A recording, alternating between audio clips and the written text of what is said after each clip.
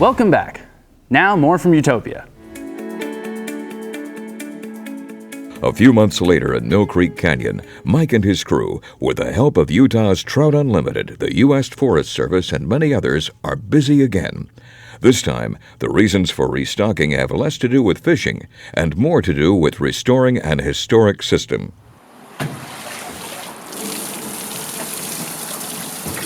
Mill Creek's a unique opportunity. It's been a really fun project for me personally. The reason I say it's unique is, again, in the backyard of 1 million people, we've made a decision, a conscious decision, to say, hey, let's go to Mill Creek, let's make it a completely native system regarding the fish species. So the Bonneville cutthroat trout fit into that category. Let's remove whatever fish are there, let's put the Bonnevilles in, but in addition to that, there's probably mountain suckers, there's long-nosed dace, perhaps sculpin. So we've incorporated that, and we brought some of those other native species that probably you and I are not going to go out and fish for or angle for, but it's nice to know that, say, hey, this is a complete system here, it's all native, these are the same fish that were here when the pioneers got here 150 years ago. In the case of Mill Creek, Mike chose 15 different locations to restock. And in these situations, the restocking truck cannot access the watershed, so volunteers carried buckets of fish to distribute.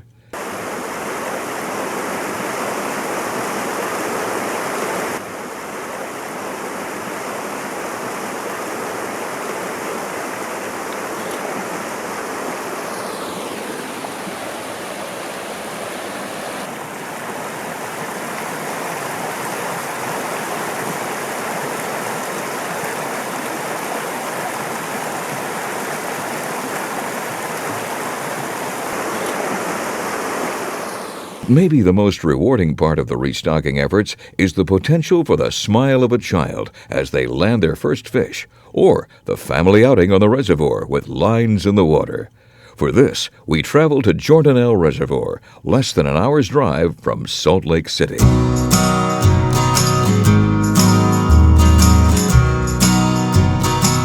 The thing that really started the whole process really is maybe the dwindling or the lack of anglers that we're seeing here at Jordanelle Reservoir. And so in an attempt, the Division of Wildlife has put together a group of anglers, organizations, to kind of come and assess, what's going on here at Jordanelle? How can we make some improvements to attract anglers, to attract new anglers perhaps? Through a collaboration with local angler organizations, it was decided that in addition to other species, kokanee salmon would be stocked into Jordanelle Reservoir. While the kokanee is not a native species, it is a favorite target species for anglers, and the habitat utilized by the kokanee was not being utilized by other species. For years, it's been known as a great smallmouth bass fishery, a rainbow trout fishery, but the public is saying, hey, we want a little bit more. We want some improvements. It will provide a unique opportunity for anglers, for one, but I think in addition to that, it will do a couple other things for us and for the anglers.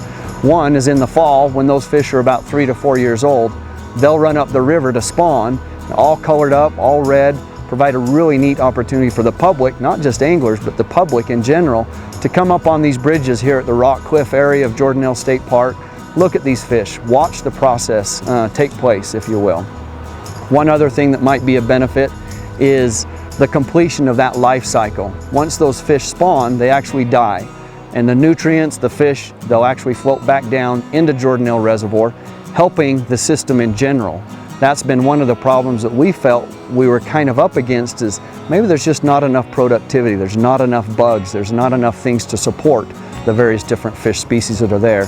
So hopefully the whole life cycle is going to be a benefit through the conservation of what's here at Jordanelle State Park. The success of this project will be measured by the number of increased anglers and increased landings, but also in the increased smiles from visitors to these magical places and the time spent with friends and family. If I can go back to a place like that, maybe even with my kids or my family, friends, and say, hey, let's go up here. I know a place up here where some work's been done and the species been conserved or preserved or whatever. Yeah, I think it's great, and that's one of the things that drives me as well as many biologists. That's why we're in the field, is to try and make a little bit of a difference, and so that's what's in it for me.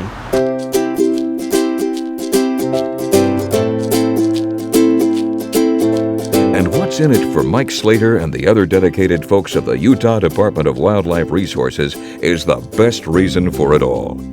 To enjoy nature while fishing with their sons and daughters, and maybe catch a fish that just years before was in the hatchery. And while there is no such thing as restoring the lakes and streams in Utah to their natural state, the dams, pipes, and irrigation canals installed by humans have determined that.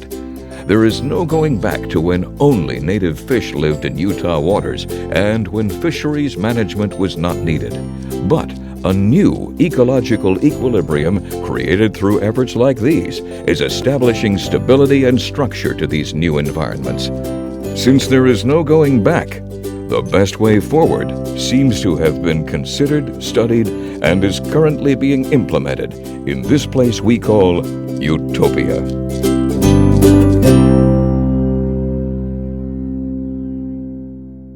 We do not fish to sustain ourselves, so the Utah fishery is really about creating a fun outdoor experience for the fishing community. But it's also about nurturing a strand in the web of nature that affects everything from insects to ospreys. So we applaud Mike and his team for their efforts. He tells me that they are always looking for volunteers, so make sure to sign up and do your part. A special shout out to Utah Trout Unlimited and all the individuals who pitched in. Now don't go away. When we come back, we will show you some spectacular images from last year's tour of Utah, and you don't want to miss that.